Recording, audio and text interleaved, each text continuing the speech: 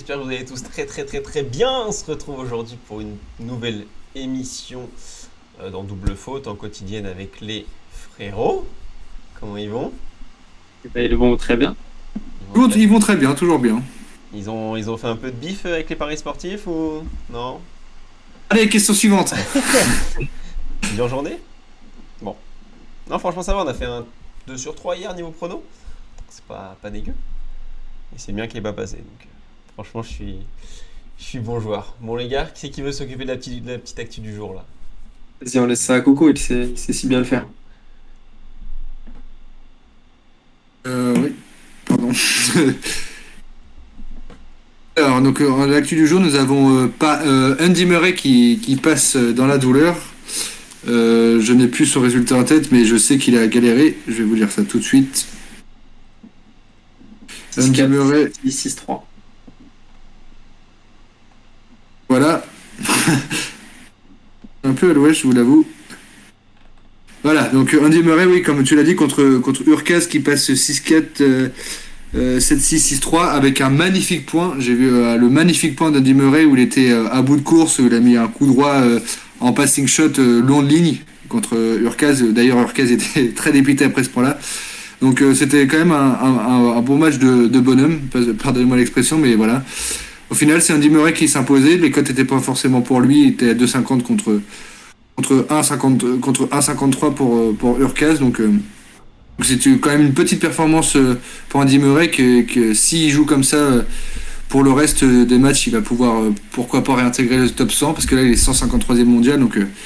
Donc c'est assez compliqué pour lui en ce moment quand même. Mais je pense qu'il va pouvoir faire ce qu'il faut pour pouvoir intégrer le top 100 et pourquoi pas le top 50 rapidement. Il jouera Alcaraz Ensuite, au prochain tour. Il jouera Alcaraz, exactement.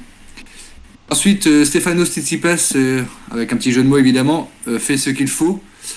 Contre Grigor Dimitrov, il s'imposait en deux gros sets. Voilà, 1h42 match quand même. 7-6, 8-6 dans le premier set et 6-4 contre Grigor Dimitrov. Donc voilà, Tsitsipas, on avait un petit peu espoir que Dimitrov prenne au moins un set pour faire redescendre un peu Tsitsipas. Tsitsipas a fait le job, il a tenu son rang de numéro 3 mondial, donc c'est quand même c'est très bien pour lui, un bon match de reprise.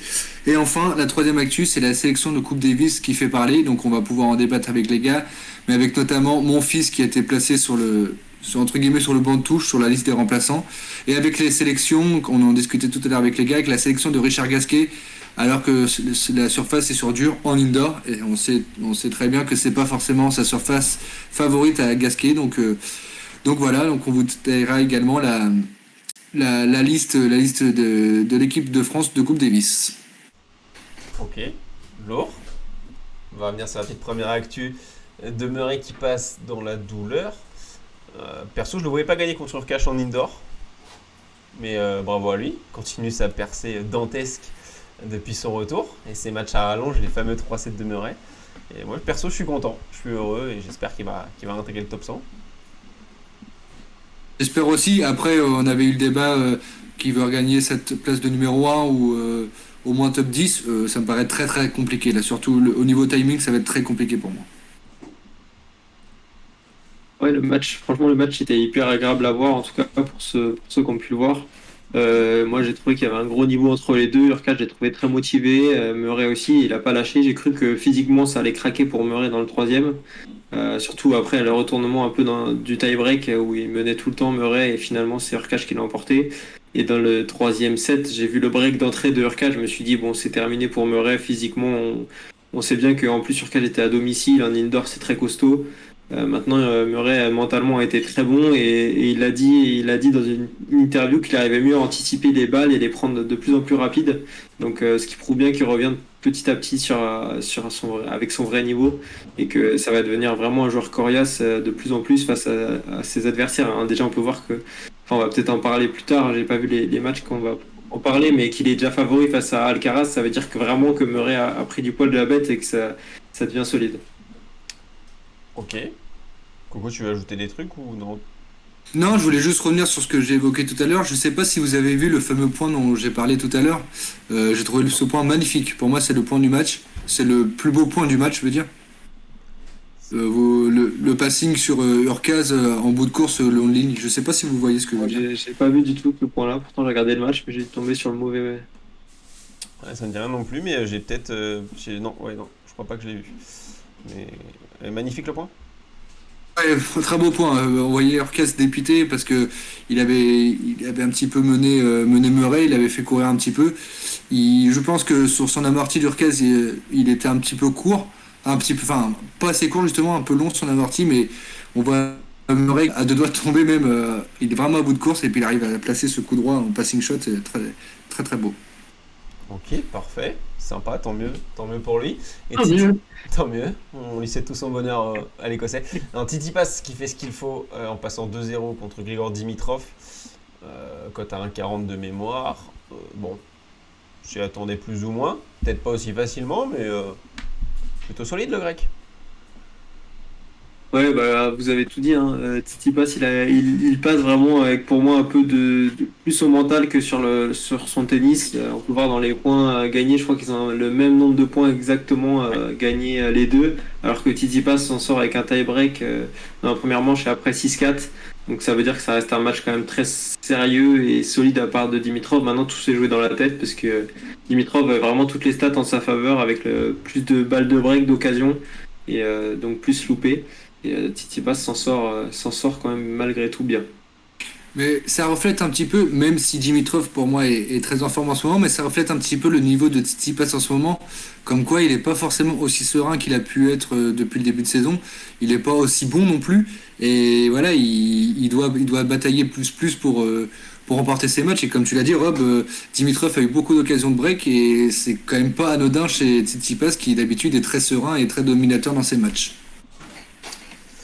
La dernière actu, c'est la sélection en Coupe Davis de l'équipe de France faite par Sébastien Grosjean, qui fait parler. Et pas Romain Grosjean, pas Romain, ancien pilote. C'est vrai. Ils ont une famille de sportifs, elle est incroyable. Je sais pas si sont de la même famille, je pense pas d'ailleurs.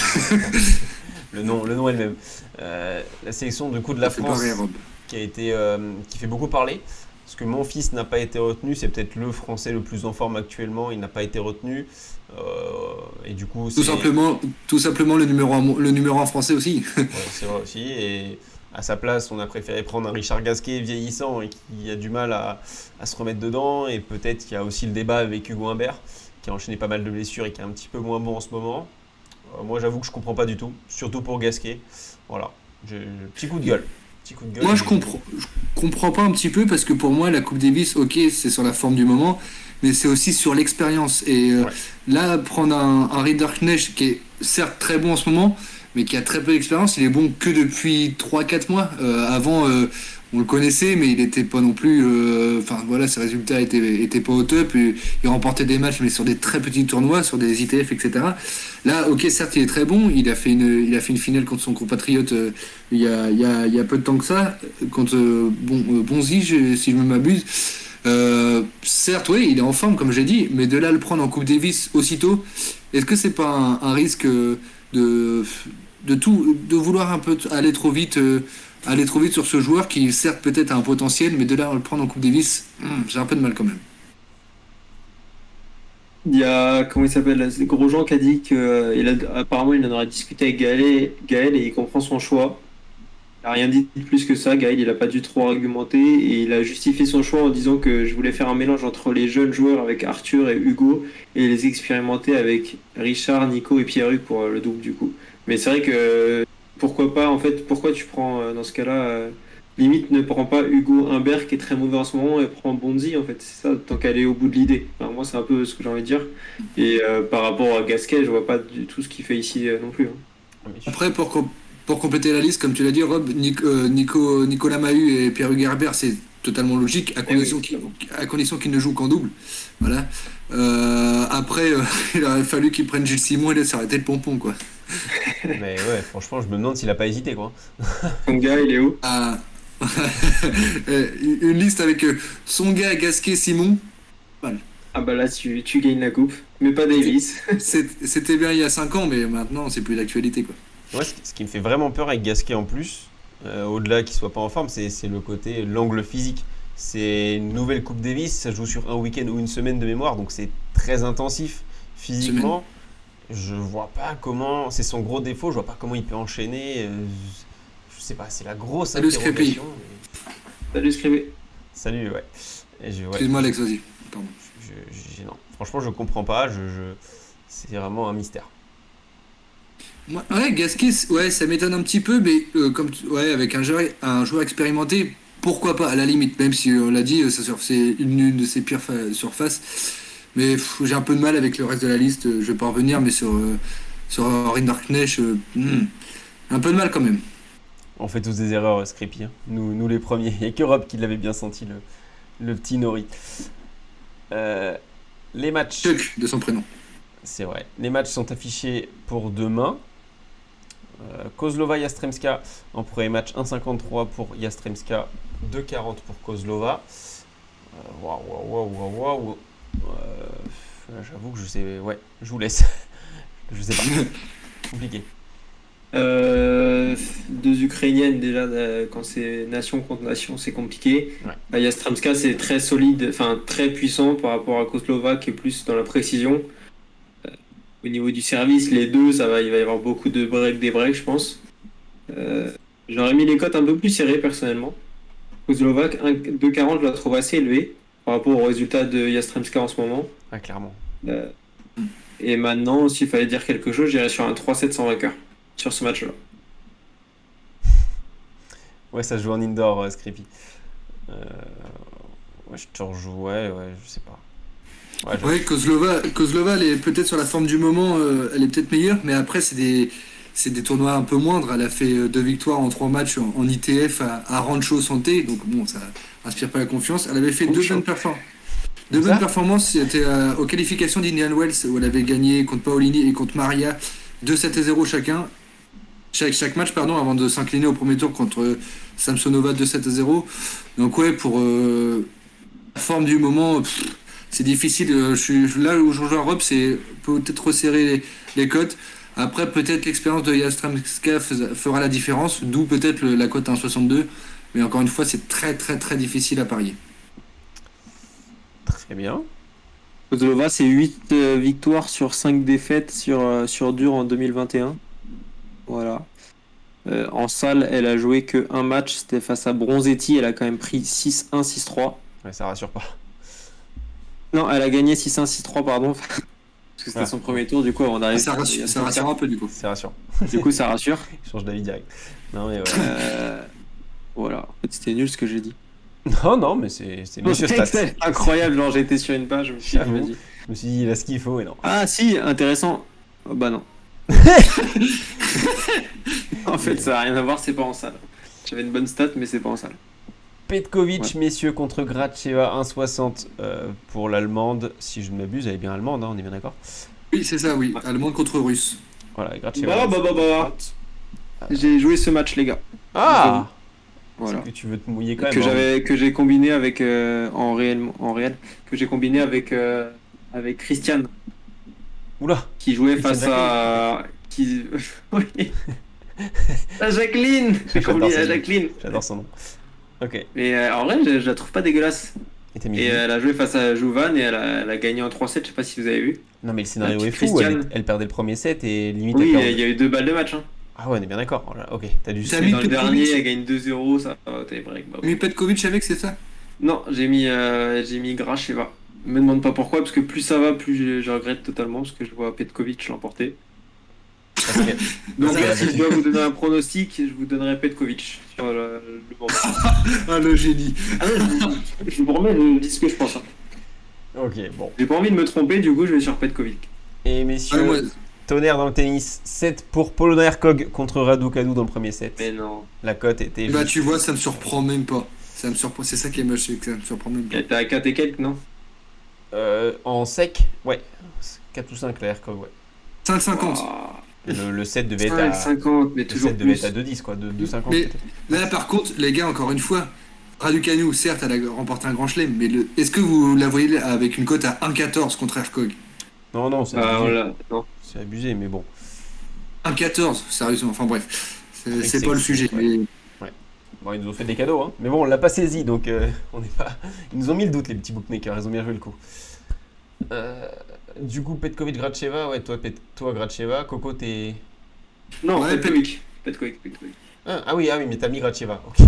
Ouais. Ouais, c'est ça. Ok. Petkovic aussi, mais ouais, Petkovic quand même. Eh Mais ben je moi, suis je pas vais. convaincu à 100% de plus. Et toi, Je tu vas vais- aller sur Grakeba. Ouais, je vais sur Gracheva. Alors, j'ai aucune ref en indoor des deux. Je me base sur ce que je vois en termes de stats et de confrontation.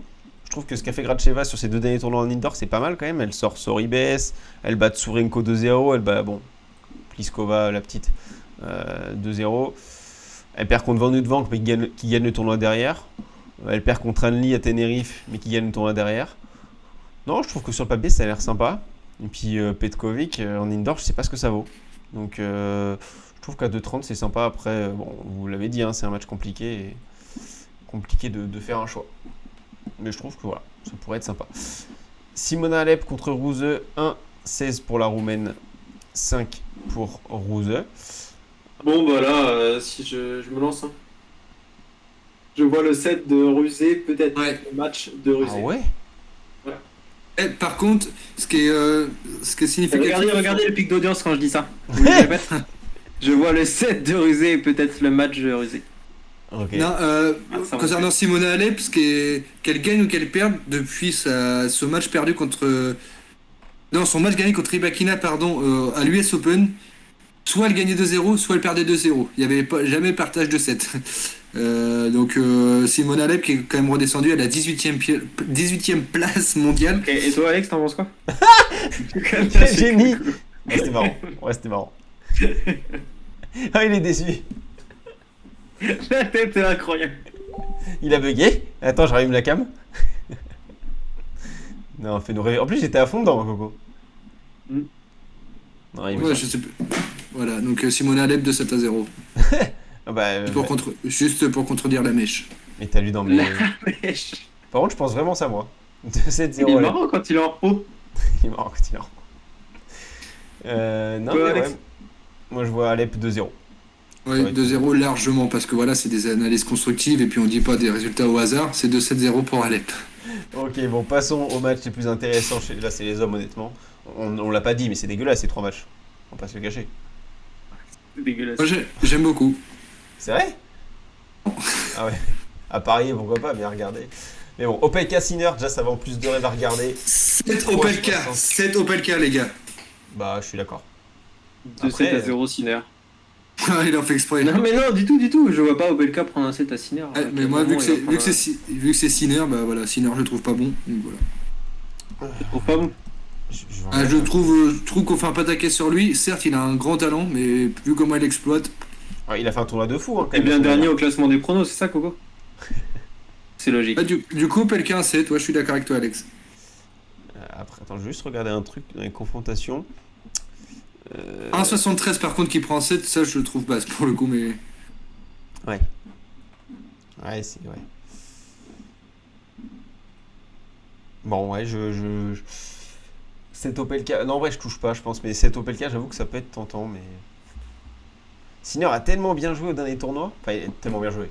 Il a pas eu non plus des matchs de fou. Il a été chirurgical dans. Tu viens de me dire oui, et puis en fait tu dis non. Non, en fait, ce que je me dis, c'est que je voyais un angle physique, mais au final, je me dis, Sinner, il a fait du 7-0 à chaque fois.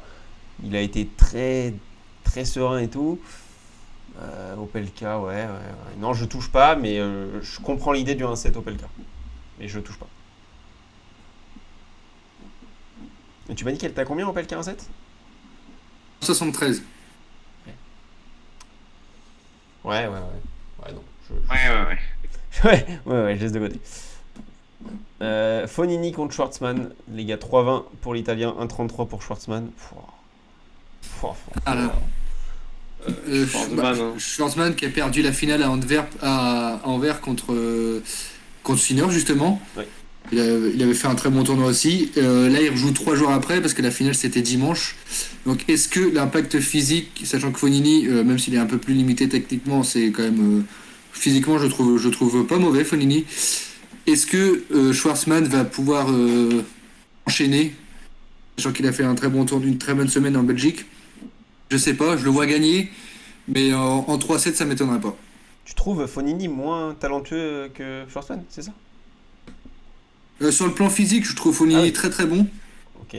Et au niveau tennis, Fonini, oui, c'est un peu, on le compare souvent à Benoît Paire, parce qu'ils ont tous les deux un grand talent, mais leur mental leur fait défaut. Ah oui. Donc, Schwartzmann, je le trouve un petit peu meilleur que Fonini, mais encore une fois, Schwartzmann, est-ce qu'il va pouvoir réussir à enchaîner? Donc, Fonini, un set, voire pourquoi pas peut-être le match s'il prend le match sérieux et si le mental ne fait pas défaut.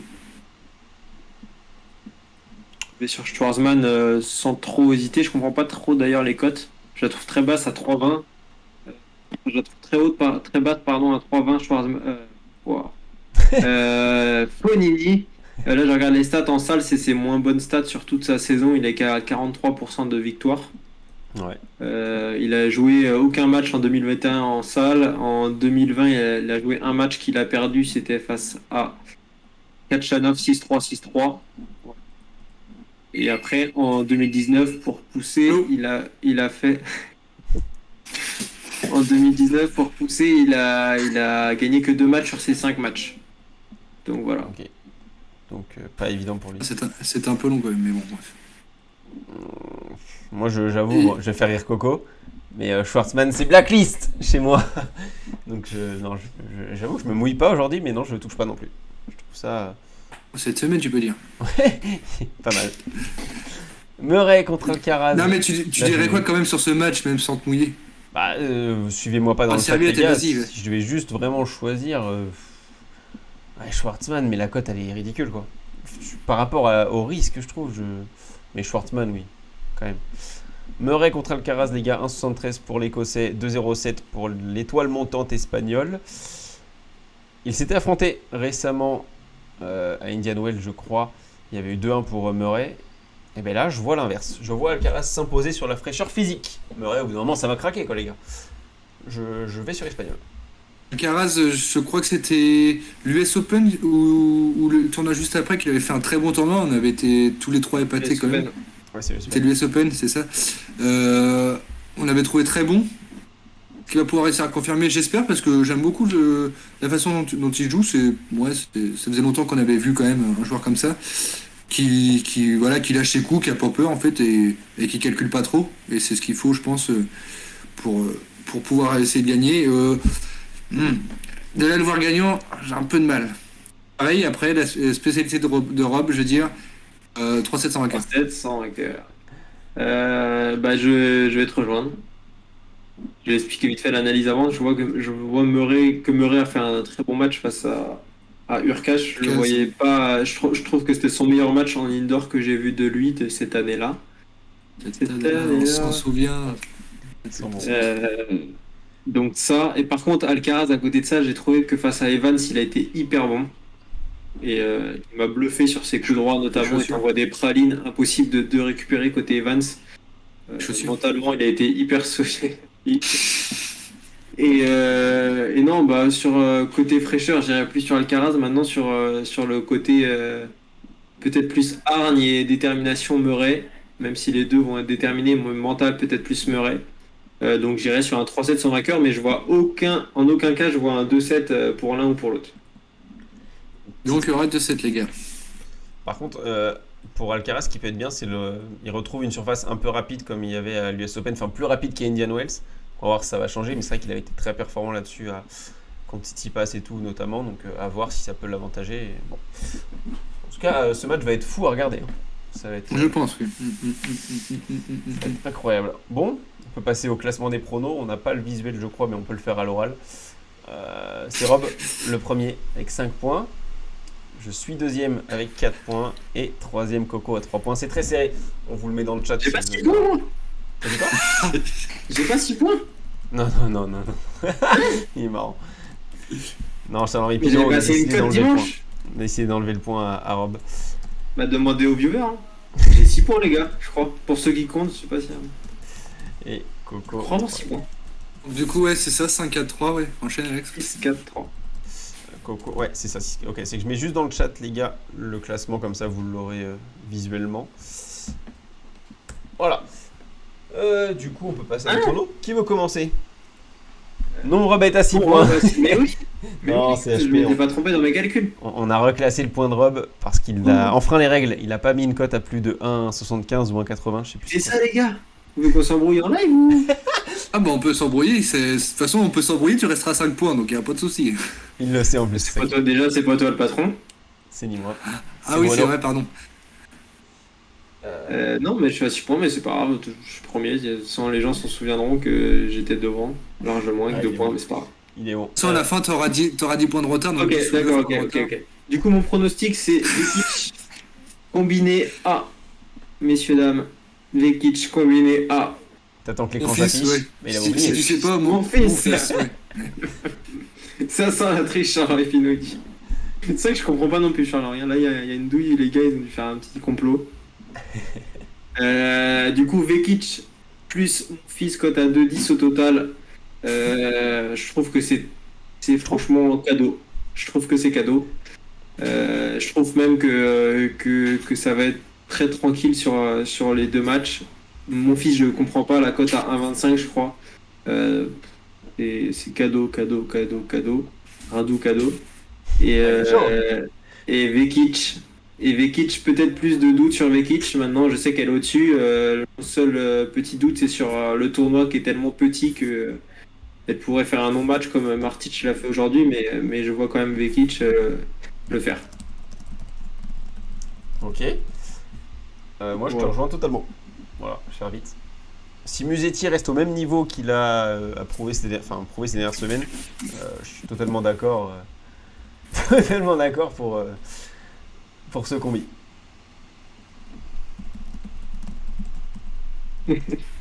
Coco, tu le rejoins ou non? Pas du tout.